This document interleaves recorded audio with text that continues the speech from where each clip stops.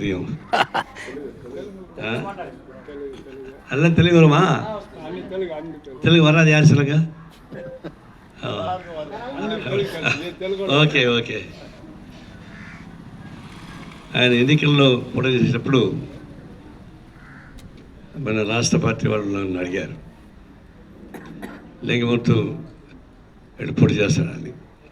మాకు చిత్తూరు తెలుగు బార్డరు, అటు తెలుగు చిత్తూరు తిరుపతి, మాకు బంధువులు తెలిసిన వాళ్ళు ఎక్కువ మంది ఉంటారు ఇక్కడ.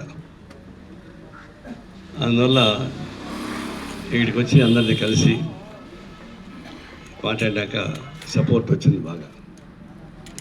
లేకపోతే పైన వ్యతిరేకత అక్కడ లేదు, రాజకీయ విభేదాలు తప్ప వ్యక్తిగతమైనటువంటి విభేదాలు లేవు. అందువల్ల ఎక్కడేమైనా కూడా అప్పటికే డిఎంకే వర్గం ఏఐడిఎంకే వర్గం చీలిపోయింది బాగా.